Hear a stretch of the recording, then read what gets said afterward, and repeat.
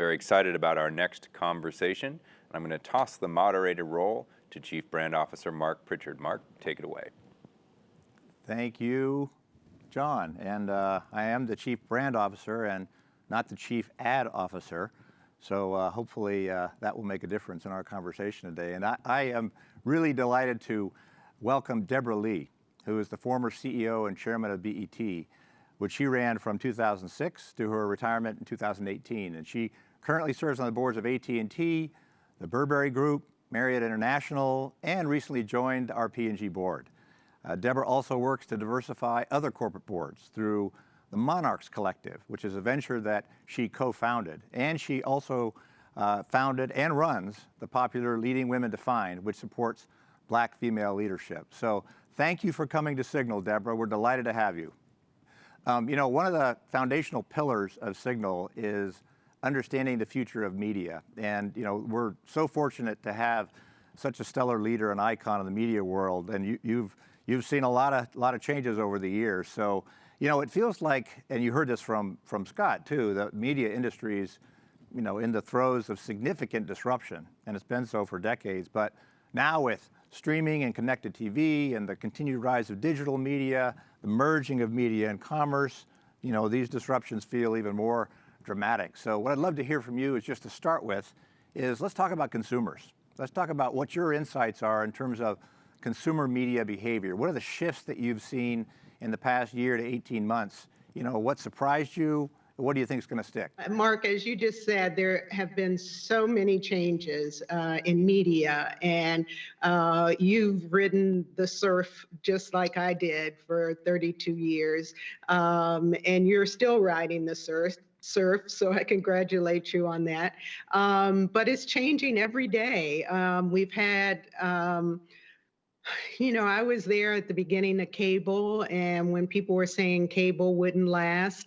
I was there when DirecTV and other satellite companies came, and people said they would put cable out of business. That didn't happen. And now I'm seeing the streaming wars. And, you know, the streaming wars come amid calls for a la carte, which people have been asking for years. And so now consumers have more choice, but it's more difficult for them. It's, you know, they want the programming they want, anytime they want. So, you know, we have VOD and SVOD, but now they have to find the programming. And as a big consumer of programming myself, I know how difficult that is. As you know, we have Netflix, we now have HBO Max, we have Paramount Plus, we have Disney Plus, we have Apple Plus. I mean, I could go on. And consumers think about these streaming services and purchase these streaming services when there's a program on there they like. And they're going to keep these services if the programming keeps coming and they feel they're getting value for their money. But at some point, they're going to have 6 or 7 or 8 streaming services, and they're going to say, well, this feels a lot like a cable network. You know, I'm paying too much. I have too much choice. I can't figure out what I want to watch. So I think that's the phase we're in now. We still have streaming, and that's growing every day. We're getting new services every day. And we still have cable networks. But I think the consumer, and I know I'm seeing as a consumer, that the industry is not putting as much programming on the cable networks. They're putting the more expensive and the more high quality programming on streaming services to convince consumers to purchase these services. So, you know, if you take a snapshot, that's where we are now. And from P&G's perspective and your perspective and other advertisers, you know, you face the dilemma every day. Well, where do I advertise? And where am I going to get the most bang for my dollar? And I haven't even mentioned digital, you know, in terms of things that aren't video, and it's difficult. It's difficult, and as you well know, a lot of streaming services don't accept advertising, but more and more are beginning to accept advertising so they can lower the cost to the consumer. So it's a new age. The great thing from a consumer perspective is there's lots of high quality programming. You just have to be able to find it, remember when you saw it advertised, what streaming service it was on, and you have to be particular about what services you purchase. And I'm on the board of AT&T, so I can't say a lot about individual services and which is a must-have and which is not, because they own HBO Max. And I used to work at Viacom, which owns Paramount Plus. So I won't get into individual services, but I hope I gave you an overview of what's happening. Well, yeah, it sounds like, massive disruption again. Linear TV keeps coming down. Cable is now, what you're saying is really, really drying up. OTT streaming exponentially increasing, but also creating, you really described it, some problems maybe for consumers. And that, how do you remember all your 7 subscriptions and where was that show and how do I get there? Do you see, as we saw in cable, do you see a rebundling happening in some way, in some transition that may happen in the streaming world, or a way in which it's going to make it easier for consumers to navigate and also advertisers to even work with them? Yeah, I think that's a great idea, because you really do have to manipulate the system if you're a consumer. I know I was looking for Summer of Soul by Questlove the other day, and I was like, it took me about 20 minutes to remember what streaming service it was on, and I finally had to Google it to find where it was airing. But yeah, consumers are having those problems, and any way you can make it easier for them, I think is going to be the way of the future. Now, Apple TV and Hulu are already doing that, and of course Netflix, because they show other people's programming. They're not showing their own programming. And so every now and then I see something on Hulu that was produced by someone else, and I say, oh, okay, Hulu's trying to make it more diverse. But Mark, if you have that idea for that product, we should talk afterwards. Definitely, let's do that. Yeah, maybe we'll bring Scott Galloway into it as well. So he's probably got some ideas there. A search service so we can bring it together and make it easier for consumers. Let's also talk about something Scott said, which is the ad-supported world. So if you think about streaming services, and many of them not being ad-supported, but also there's also digital, which has got different ways in which ads come about. A lot of advertisers are concerned that TV advertising is going to dry up. So what do you see in the world of advertising in the future, and what would you advise brands to be doing in terms of how they need to make sure that they're ahead of this curve? Right. Well, I think there's always going to be a place for ads. At least I hope so.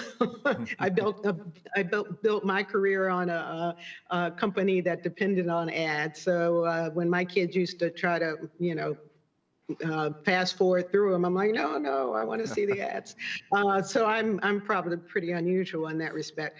But right now, to me, it still seems like TV has the richest environment for ads. And, and especially because they still have so many. And after George Floyd's death, we saw a surgence of ads related to social impact and related to equality and what's going on in the world. So I think that's still where big advertisers are going to place their bets, especially with shows that are going to have high viewership, like sports and award shows. Some of that is changing because of COVID. We lost sports for a while, something we probably thought we'd never be able to live without. We had to pivot and do live events differently. And so all of that is coming back now with a lot of excitement. Streaming services that are placing ads in their services, I think it's too early to tell whether that's meaningful to consumers, whether giving them the lower cost makes them willing to sit through ads. And we've seen some of that on VOD, where people get upset because all of a sudden they're forced to sit through, 2 minutes of ads because they can't fast forward through it. And that's especially true with the younger generation. I'm part of the older generation, so I don't mind ads, but I think it's too early to tell on the streaming side. Yeah. And on digital, like Twitter and Facebook and Amazon and just the services without video. I'm not sure. I've been out of that ecosystem for a while, so I'm not sure how those ads are doing. Do people really pay attention to them? I don't see them so much when I'm using those services. I forgot to mention Facebook, but we used to always say, at least my ad guys at BET would always say, you get dollars for TV and you get pennies for digital. I don't know if that's changed, but I think advertising is an important service, not just about new products, but also about what's going on in our world. And so many consumers are now looking to companies to have opinion on social issues. And we've seen a lot of that recently, especially since George Floyd's murder. Yeah. Well, what interesting. I was just speaking with Anthony Wood yesterday from Roku, and he had a different view from Scott Galloway. He said he sees ad-supported on streaming services is going to be something that is going to be continuing to grow. Right. And I think, though, what it means is a lot of we need to change and disrupt what ads look like. And, Right. and it's often it's education, it's information, it's entertainment.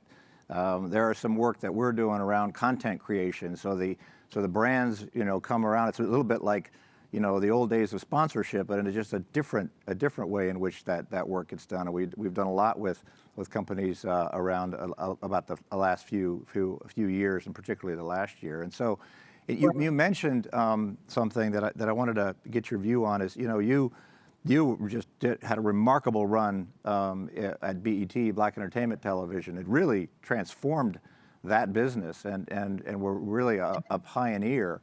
As we look today in the world of, in the United States at least, Black-owned and operated media, as well as Hispanic-owned, Asian Pacific, Native American-owned, it's still a fairly small percentage of the media world. Last I saw was maybe 5% of Right. all media. And I'm wondering, why you think that is, and what needs to change in order to be able to at least, really get up to more equity when it comes to Black, Hispanic, Asian Pacific, Native American owned and operated media.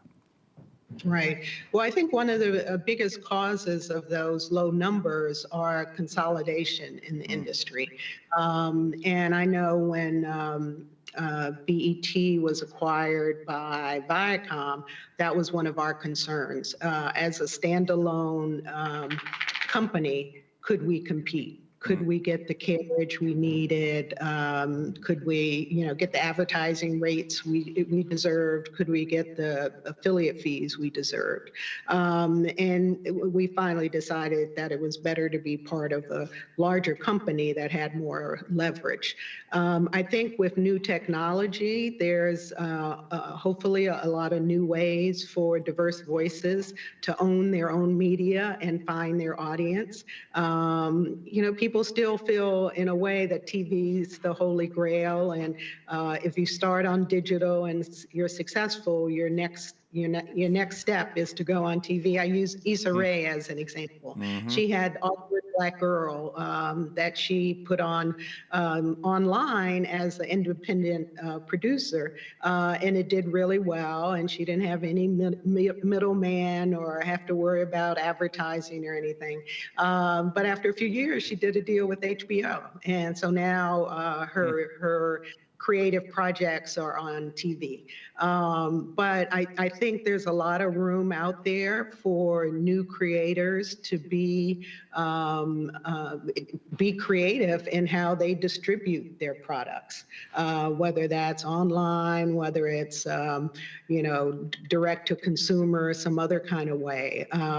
So I hope there's more opportunities. I would tell someone if they were interested in having a Black-owned media company or a Latino or Native American or Asian, those are all the groups that are still struggling and don't see themselves enough on TV. I would advise people to go into the production business because networks are beginning to realize these are great loyal audiences that bring big numbers. When you have a movie like Crazy Rich Asians or the recent In the Heights, and you see the theaters sold out, it makes you wonder, why have studios been ignoring these audiences for so long? Why has TV been ignoring these audiences for so long? So it may not be, the way to go may not be to own your own network. It may just be to produce your own network and sell it to other platforms. I mean, you look at Shonda Rhimes, you look at Kenya Barris, they're getting huge deals with Netflix or Paramount Plus or other streaming services. So right now the demand is high for diverse programming. So I think the way to get there is by producing it and letting other networks acquire it. I don't think we're ever going to see a lot of Black-owned networks, TV stations, cable stations. That world is gone. And I think it's incumbent upon the people who do own the networks to hire diverse people, so they're involved in the programming production part and involved in the acquisition of different projects, and to keep their eye on the ratings that diverse shows bring to their networks or platforms. That's helpful. That's inspiring, too. That's actually, you're probably familiar, we're going to talk about this a little bit later, a program we call Widen the Screen, where we just introduced some films with the Queen Collective, with Queen Latifah, 846 Films, and several others. And that idea is about creating content with Black filmmakers and crews, and we'll extend that to Hispanic, Asian Pacific, as well as Native and Indigenous. So that's a great idea that allows us to be able to get content out that's going to be engaging, and it's a big business opportunity, as you say. So it truly is. You look at Queen Latifah's new show, The Equalizer, on CBS. It's produced by Debra Martin Chase, a friend of mine I went to law school with, and she's been in the production game for a long time. And it's the #1 show on the network. So, that continues to happen. And I really think that's where the creativity is going to come from. So congratulations to P&G for giving more opportunities to young creatives, because that's what it's all about. In our last minute, tell us about your daughter's show and where we can find it, because she's a young creator. So I'd love to hear about that. I'm so proud of her. I'm blushing. Thank you for asking me. My daughter's name is Ava Coleman, and she was in the music industry for a while. She represented Tori Kelly and worked for Scooter Braun. And then all of a sudden, she decided she wanted to be a writer. She took a couple of courses and worked with Ashley Grant on a podcast. Anyway, the show she's writing on now is called Girls 5 Ever. It's by Tina Fey, and it's created and produced by Tina Fey. And it's a story of a girls group getting back together because a rapper sampled some of their music. So it's about this group getting back together 20 years later. But it's just been picked up for a second season. I've never been so happy about a show being picked up for a second season. And she's really having a good time. She's really a great writer. And so fingers crossed, we'll see great things from her coming in the future. Girls So 5 Ever. thanks. Where can we find it? It's on Peacock. Peacock. Got it. Okay. So Girls 5 Ever on Yeah. Peacock. You heard it here. Second season. Deborah Lee, thank you so much for your insights. Thanks for your leadership. And thanks for your service on our board. It's really been a pleasure. And we look forward to seeing you again. And thank you for coming to Signal. Great. Thank you for having me, Mark. And I've admired your work for years. So great to see you continuing to do great things. Thank you. Great.